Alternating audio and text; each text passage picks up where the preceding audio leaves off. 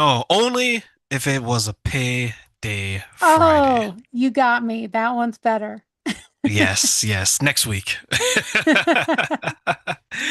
So today we're going to talk about something that is really close to my heart. It seems like it's really close to yours, and that is mental health. Yes. Something that so many of us struggle with, so many of us don't know a lot about, and so many of us have issues with it and we don't even know about it, which is so disheartening. Oh, So, yeah. do me a favor, please, Amy. Introduce yourself to my audience a little bit about who you are and, of course, where they can find you. Okay, great. Like you said, my name's Amy. My last name's Taylor.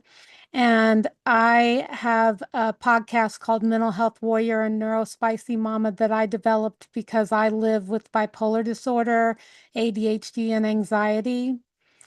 And that kind of made me feel like I wanted to reach out to others that have maybe had some dark nights of the soul like I've had and help them get through those things. So I care about ending the stigma and being available to other people that just need someone to listen. Oh, and you So, asked where you could find me. I'm sorry. You can find me at advancingwithamy.com, or you can email me at amy@advancingwithamy.com. And then my podcast, like I said, is Mental Health Warrior and Neurospicy Mama. It's on all the major platforms.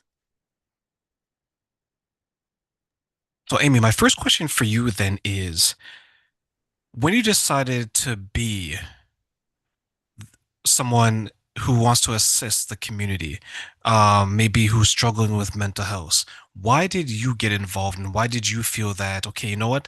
I'm going to be that support. I'm going to be that warrior. Well, I've been a social worker for almost 30 years, so I've always wanted to help people, and it just wasn't around mental health always. And I struggled so much with mental health years ago that I didn't feel like I could help people because I was still in the dark depths of it.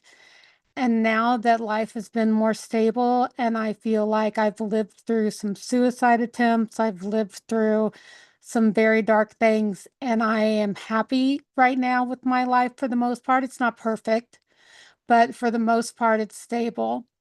Um, I want other people to know that they can do that too. When you mentioned some of the struggles that you went through, it reminds me of so many others who, when they want to assist others with mental health or assist others with some trauma or abuse, they pull from their own situation, from their own trauma, from their own mental health battles. When you look back on how far you've come, what's a moment during your journey that you said, okay, that was the turning point in my life? Well, I think I've had many small turning points. I had one today. I was helping a client, I do coaching as well, and I was helping a client through something, and I thought, wow, this feels good. I helped them, and that feels good. And I couldn't have done that 25 years ago. Why couldn't you do it 25 years ago? What was different back then versus you today? I couldn't pick myself up off the couch or out of bed. It was a struggle to take a shower, let alone to help anyone else. I couldn't help myself.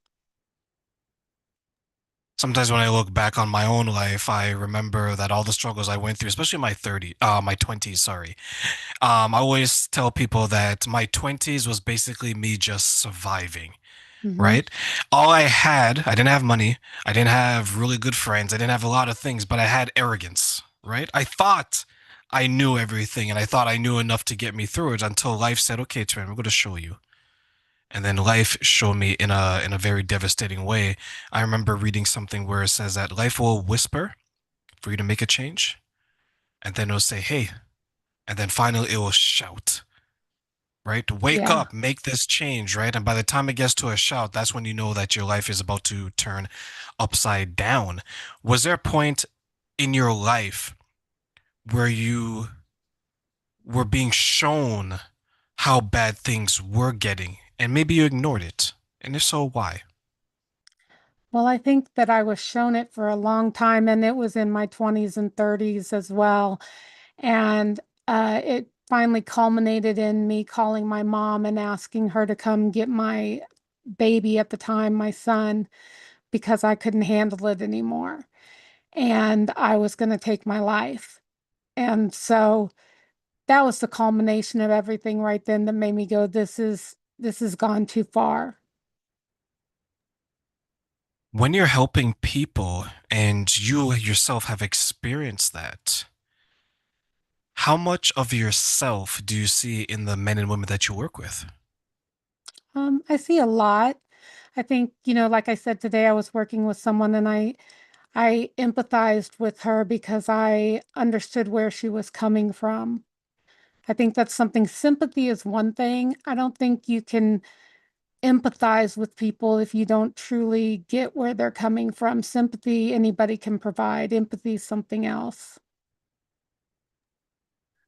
What do you think are some of the ways that, let's say, people who are looking to be supportive, right? They've done the journey.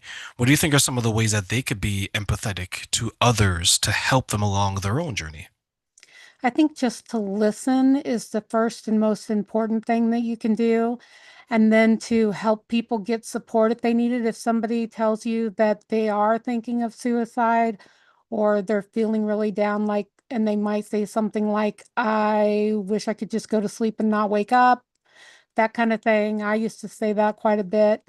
I think to tell them about places they can get help, like 988 for texting or local county mental health offices, that kind of thing, but getting them support that that maybe you are not capable of giving. I myself am not a therapist, so if it gets to that point with one of my coaching clients, I refer them on.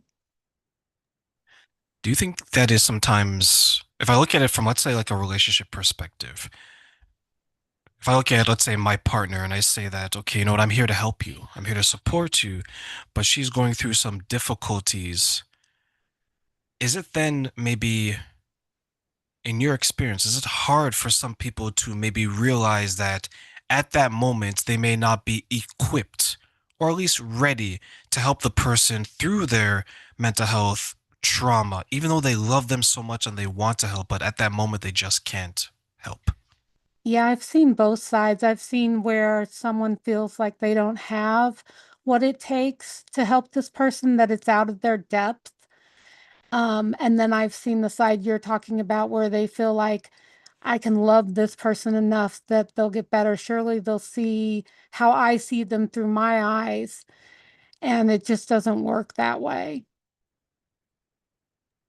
How can then someone maybe cope with feeling that and knowing that, you know what, eventually they can be there for their partner? It's just maybe that point in time that they can't be. Right. I think it's important for people that are struggling with a partner that is struggling with mental health that they seek help themselves, not just encourage their partner to, but that they seek help. Because if you don't